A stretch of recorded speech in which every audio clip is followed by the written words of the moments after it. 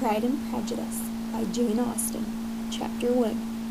It is a truth universally acknowledged that a single man in possession of a good fortune must be in want of a wife. However little known the feelings or views of such a man may be on his first entering a neighborhood, this truth is so well fixed in the minds of the surrounding families that he is considered as the rightful property of some one or other of their daughters. "My dear Mr. Bennet," said his lady to him one day, "have you heard that Netherfield Park is let at last?" Mr. Bennet replied that he had not.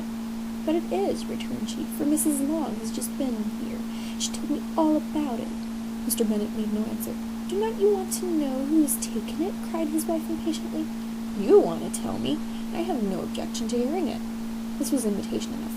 "Why, my dear, you must know. Mrs. Long says that Netherfield is taken by a young man of large fortune from the north of England, that he came down on Monday in a chaise and four to see the place, and was so much delighted with it that he agreed with Mr. Morris immediately, that he is to take possession before Michaelmas, and some of his servants are to be in the house by the end of next week." "What is his name?" "Bingley." "Is he married or single?" "Oh, single, my dear, to be sure, a single man of large fortune, 4,000 or 5,000 a year. What a fine thing for our girls!" "How so? How can it affect them?"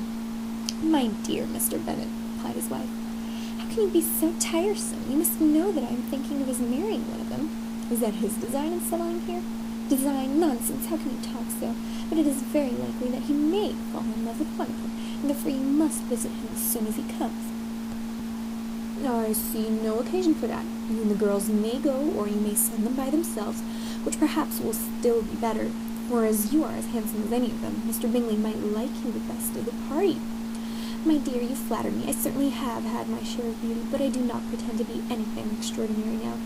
When a woman has 5 grown-up daughters, she ought to give over thinking of her own beauty. In such cases, a woman has not often much beauty to think of."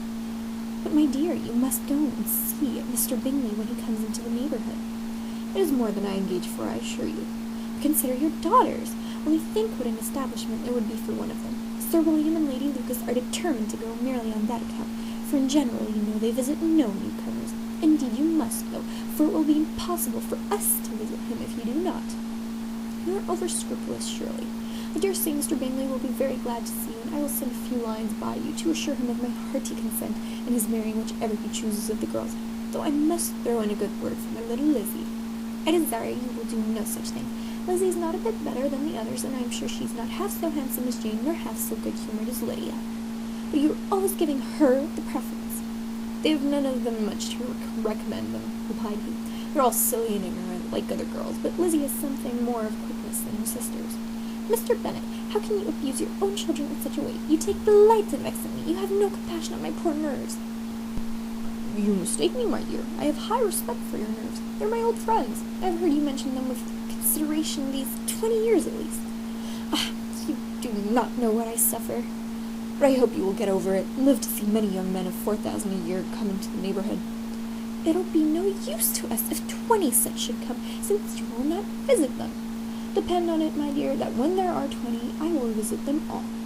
Mr. Bennet was so odd a mixture of quick parts, sarcastic humor, reserve, and caprice, that the experience of 23 years had been insufficient to make his wife understand his character. Her mind was less difficult to develop.